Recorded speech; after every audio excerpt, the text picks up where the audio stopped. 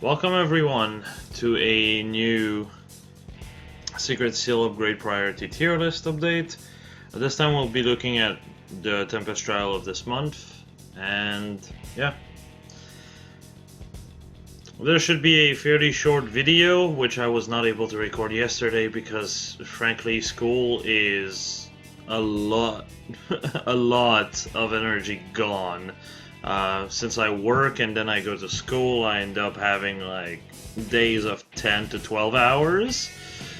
So sorry if sometimes there's a hole in the schedules, and that's why I kind of just uploaded the video I had as backup for the summon session that I did literally like 2 to 3 weeks ago.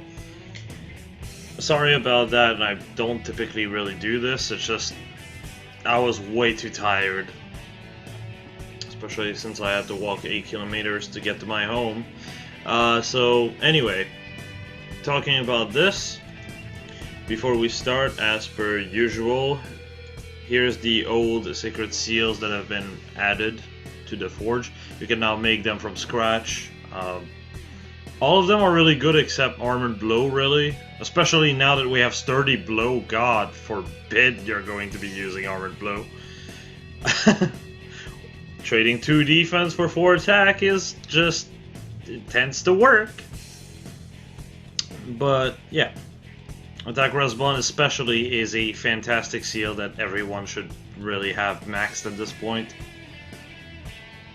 It's an attack bond seal. An attack non-speed bond seal. Those should always be upgraded, aka attack def and attack res. These will typically be some of your most used seals, just because they work on so many units.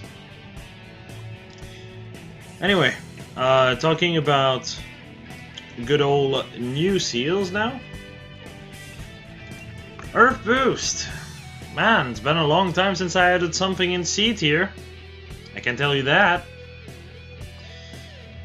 Earth Boost is, well, as you can see with, Wind Boost, which did not fare much better.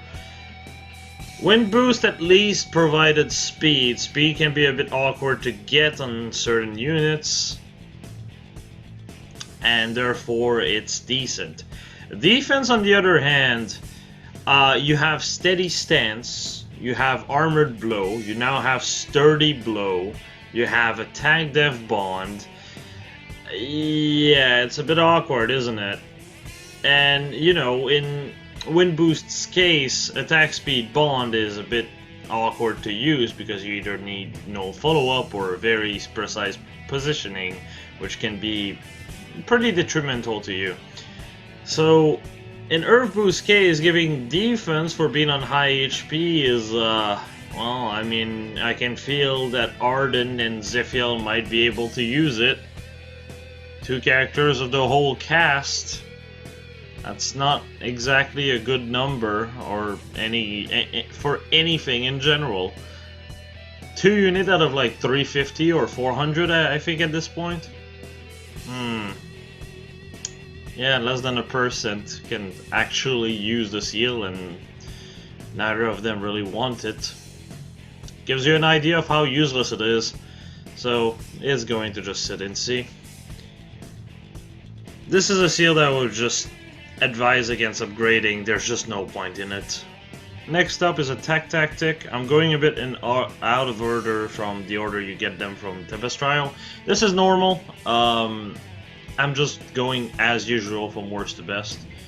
Attack Tactic is a really good seal, mind you.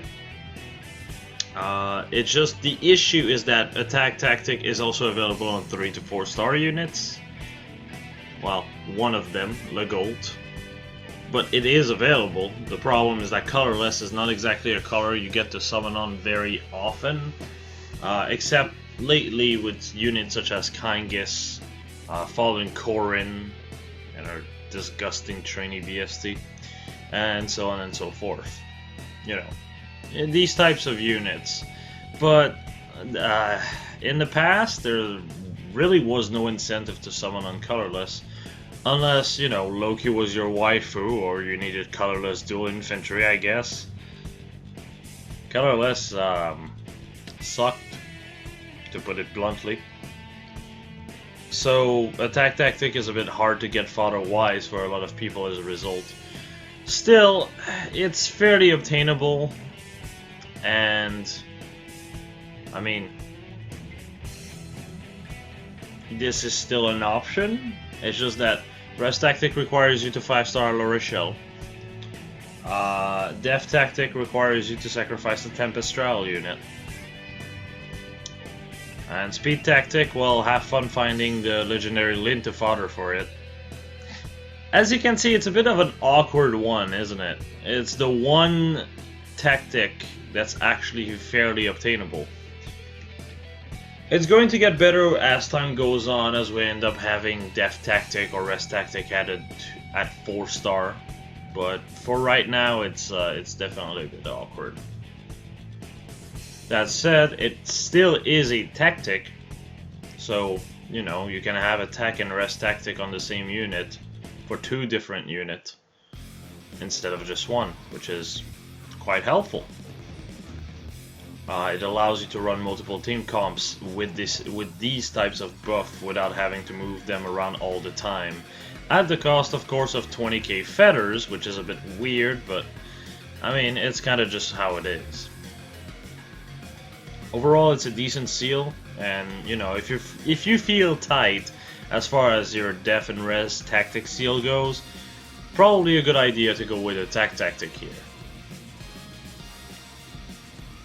Now, here's the better seal of the bunch, Sturdy Blow, which is a bit weird for me to say that it's this good. That said, I'm expecting solo to become, you know, I'm expecting solos to become seals down the line. Obviously not right now, but when it will be the case, Sturdy Blow will take a hit, obviously. But as of right now, and even for the next 6 months, I'd say, this seal is really, really good. To give you an idea, units such as Gem Key that are very aggressive, the best seal I can give him is attack speed 2. This is for attack and def.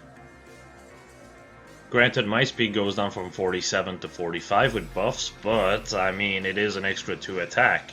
With Brave Bow, that is quite welcomed. And the 4 defense doesn't hurt either. Obviously, I'm going to probably be waiting for Swift Sparrow in Gemkey's case, because his speed is a bit iffy. But other than that, it's still a really good seal. A lot of mages can really use this seal very well. Sonia, for example. Just trying to go at the top of my head. Any mages with like decent res and their def is a bit worse, they can use this seal really, really easily and make it work quite well. Obviously, healers can't use it, and those are kind of relegated to attack def bond at best. But for other units, it's definitely really good. Like I said, mostly mages. I guess Niles would be also a really good user of it.